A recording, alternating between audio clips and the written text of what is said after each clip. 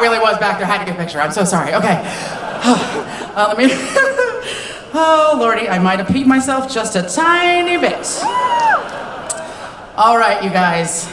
I am super excited. I know somebody out there has some unnatural love for the person that's about to come out on this stage, but it can't be as deep, intense, or unnatural as mine. Ladies and gentlemen, please welcome to the stage, Zack Snyder!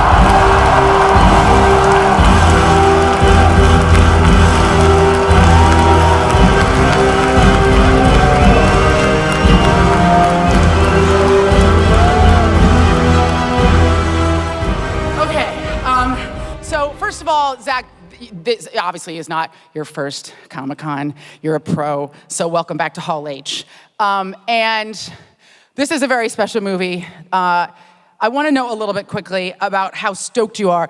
You've always been a comic book enthusiast. You've lived in this world for a while now. How insane is this particular film for you? Well, it's cool because, I mean, for me, you know, it's really a dream come true type of project because I've always been into the sort of big icon superheroes, and Batman and Superman. I mean, I don't know. After that, what do you do? Just yeah. It's they're pretty. It's pretty epic. So yeah, and by the way, and getting a chance to make this particular movie with this particular cast, I don't know for me how it gets any better than that. I really, honestly, it's been a pleasure and an honor working with this group. I've seen some footage from the film. It's extraordinary. I don't know quite how to articulate what an epic collision and story this is going to be. I think the thing to do right now is to bring the rest of the cast out, and then let's do it. Yeah. Okay. So, ladies and gentlemen, please welcome to the stage Holly Hunter.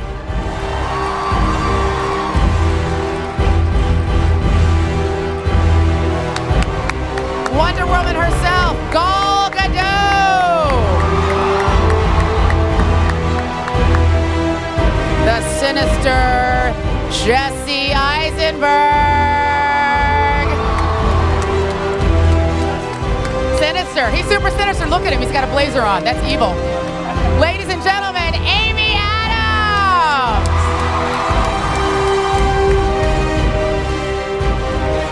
Out of one suit and into another, back on our stage, Henry Cavill!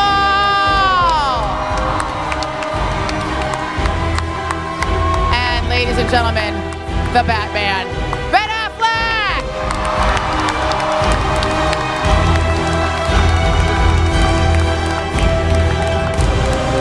All right, hi everybody. Have a seat. Yes, take a seat. Jeremy? Oh, Jeremy, do we not have Jeremy? It's not here, I guess. No, he's here. Oh, he is here. He wasn't. Ladies and gentlemen, Jeremy Irons.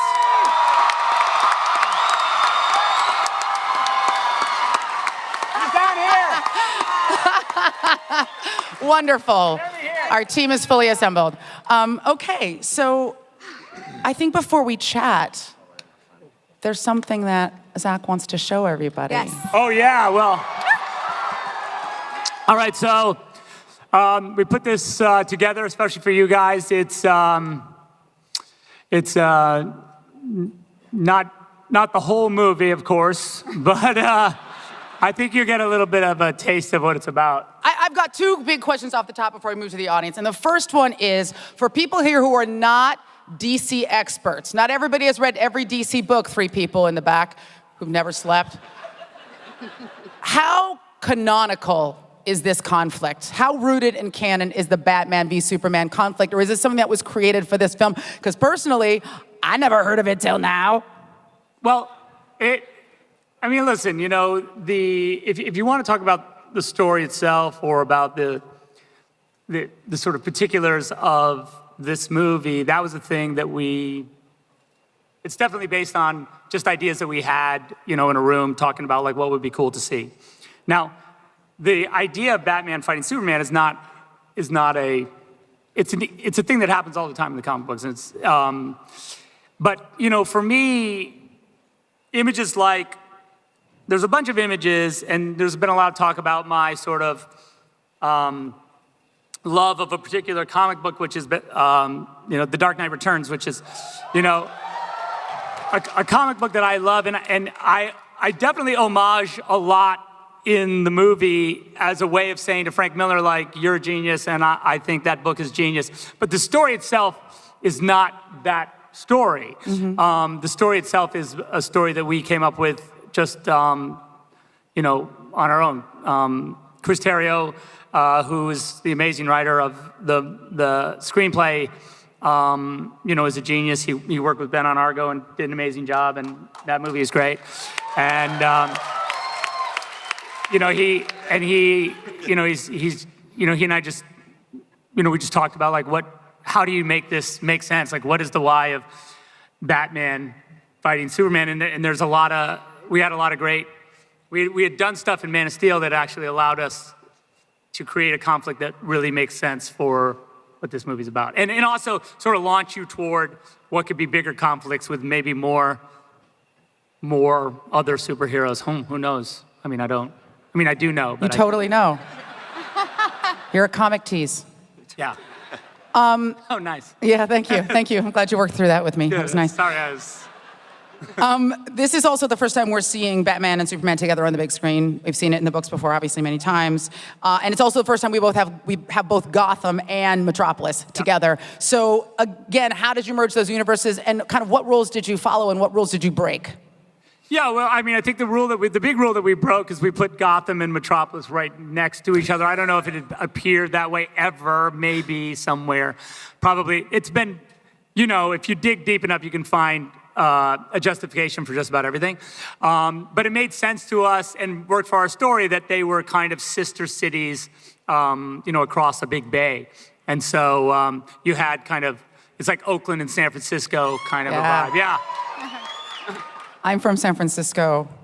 San Francisco would win, I think. Okay. Yeah. So you're from Metropolis. I'm from Metropolis. Okay, good. That feels good.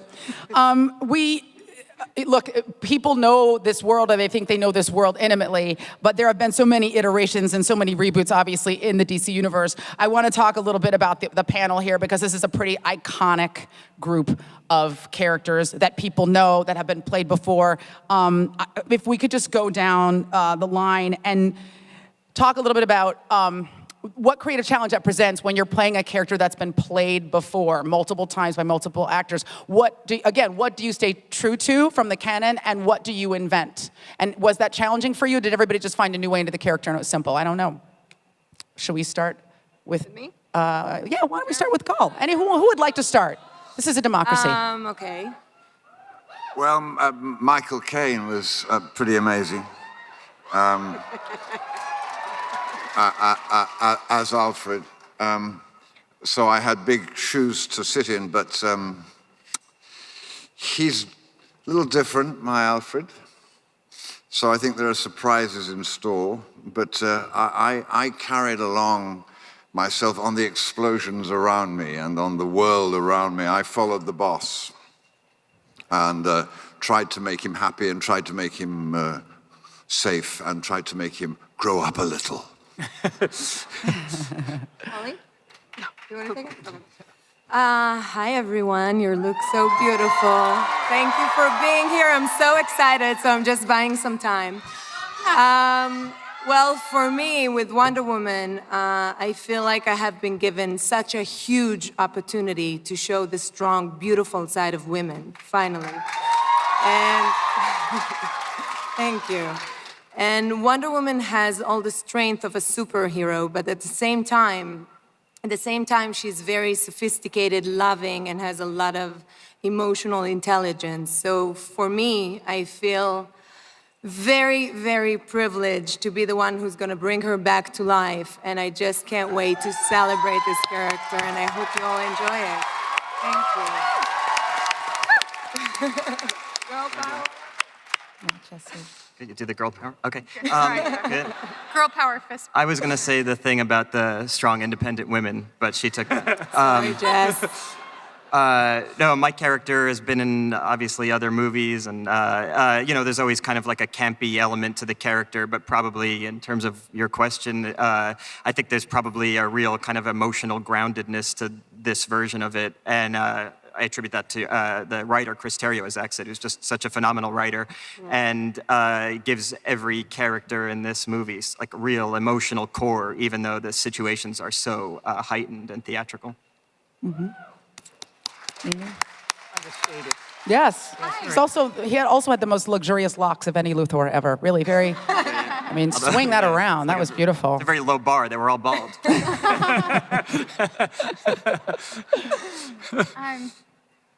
This is great. I've never been to Comic-Con, I just realized. And so here I am. You guys are awesome. You have a lot of energy. I like it.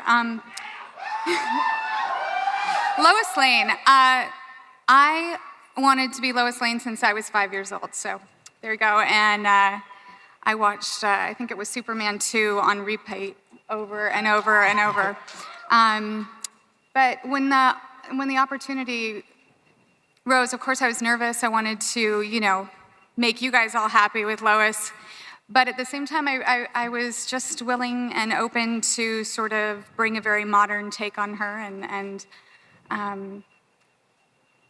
just sort of embrace again this really strong woman, and it's this wonderful thing that women have, where we have this emotional intelligence and vulnerability along with strength that I thought was really beautiful that Zach lets me bring to Lois.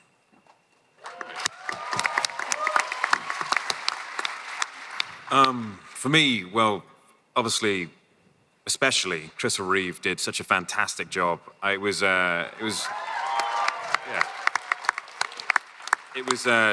dangerous for me to go anywhere near that. So I left that to its own thing, and then just with Zach on Man of Steel, built the character as much as I could, drawing from the canon. And I've just tried to follow that and stay true to the character that we ran with in Man of Steel. I think if I thought too hard about the actors who played this part before, I couldn't have taken the job. I mean, Tim Burton, Val Kilmer, George Clooney, the great Christian Bale. And I talked to Zach about it. I was like, are you sure? And he said, I have this vision. I have this idea for the guy, and you're perfect for it. I said, well, what do you mean? He's like, at the end of his rope, he's older, he's like a burnout. I appreciate that. Perfect. But in truth, thank you. Thanks, Mom. The truth was that he took me through the process of creating this character that I quite almost didn't see. And at the end of it, I was like even sort of astonished to look at it and go, that's exactly what you pitched me. And I wasn't even sure I was doing it.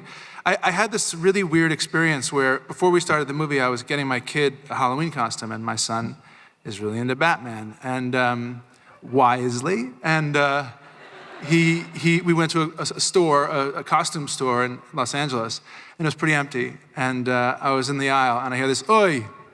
And I turn around, and it's Christian Bale, who's the sweetest guy in the world. And there he and I are standing in the Batman costume row. And I said, look, man, you're the best. Like, what do you think? You got any tips? And make sure you can piss in that suit.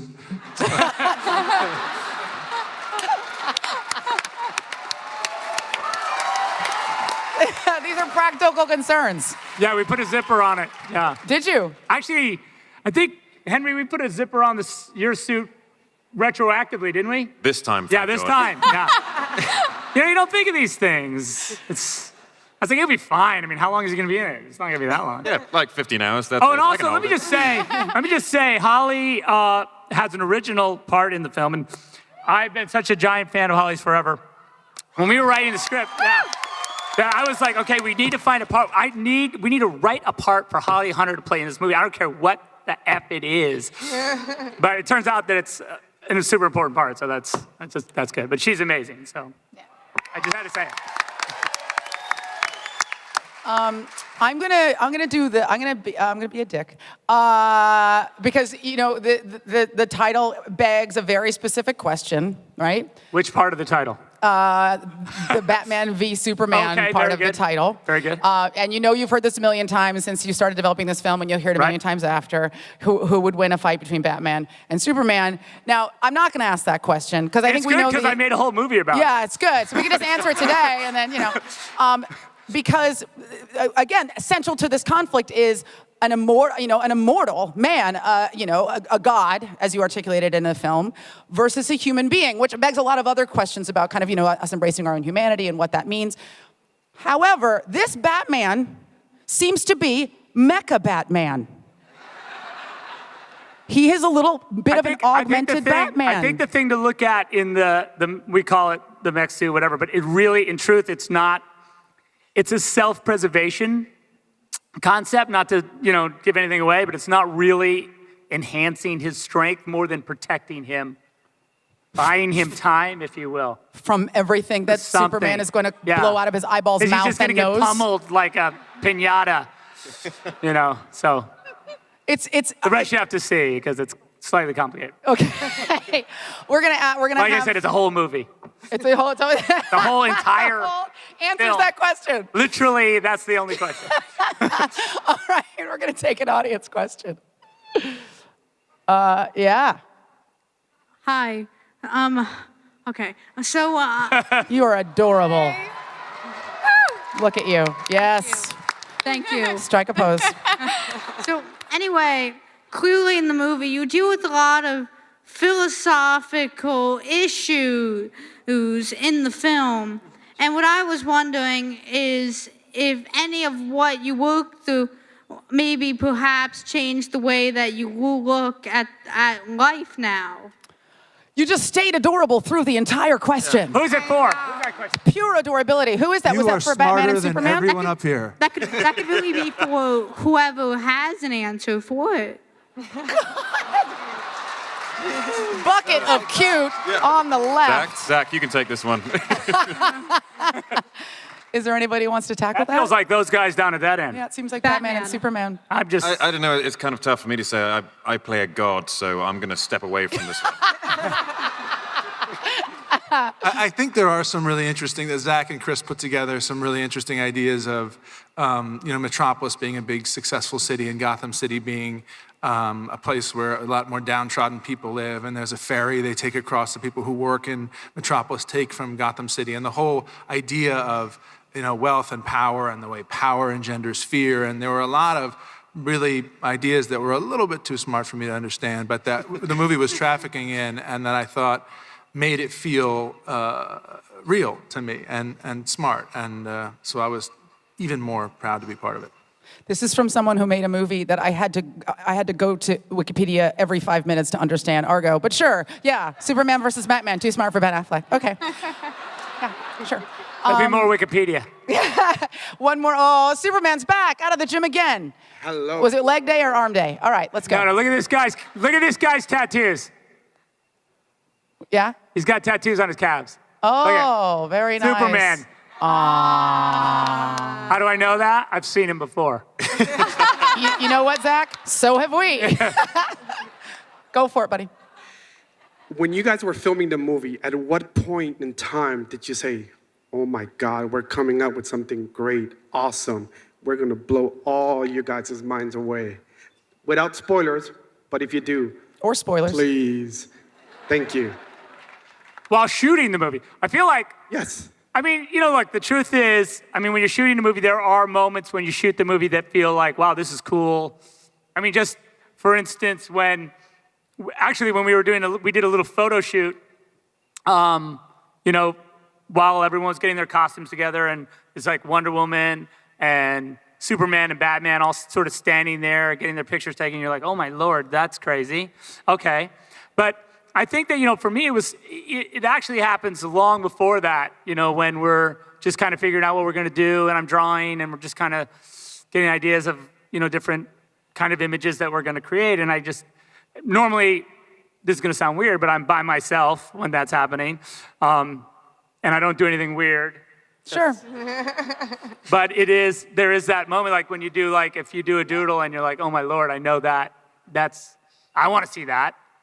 I want to, where are the cameras? We need to where's everybody? come on, let's go shoot this. So I think that's really, for me, the moment. I don't know, like, for these guys, if they had different experiences, of course, they probably would. But, you know, because by the time also I'm filming, I've seen the costume 1,000 times, and, you know, it's like a love scene. You know, everyone talks about, oh, when you do a love scene, is it sexy? And I don't know, because I've never done a love scene in a movie. I've only witnessed it. That would be weird. Not creepy. But creepy at all. they always say, the actors are always like, yeah, no, it's like, this is dumb. So I don't know if they have that same feeling when they're in their superhero costumes. I had a feeling where, you know, first of all, I want to say that Christian Bale is also buying his son a suit. He doesn't just hang out.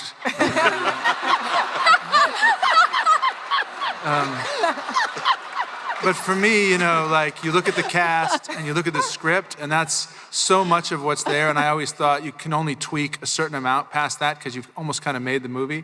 And I remember a day about 2 weeks in it where I had read the scene and I thought about how to play it, and I came in and watched it. And I thought, okay, yeah, we should probably like shoot it this way or that way. And Zach set the shot up so that it was one shot, and he put it on a crane, and it came around, and it covered everybody's dialogue, and it kind of encompassed the scope of what we want to do. And I was just like, fuck, I would never do that. That's so good. Sorry, it says people are under 18. They've heard it before. But anyway, I remember thinking that we were in good hands. Yeah. Yeah. You know, Kind words from a kind man. before we move towards the end, we just haven't heard anything from Holly, and I just want to hear something out of your beautiful mouth with your beautiful. Want to hear my accent. voice? That's it. Thank you. All right. Well, we have one last kind of thing you want to do for the audience before we go. I think we're gonna take another Oh, look should we? at Yeah, the- guys, I guess we should take one more look at the piece, because I know it goes by fast. Guys, this happened to all of us today as a team. Wrap it up in a warm little ball, stick it deep inside. This has been amazing. Batman vs. Superman: Dawn of Justice opens March 25th, 2016. Please give it up for Holly Hunter, Jeremy Irons, Gal Gadot, Jesse Eisenberg, Amy Adams, Henry Cavill, Ben Affleck, and your fearless leader, Mr. Zack Snyder!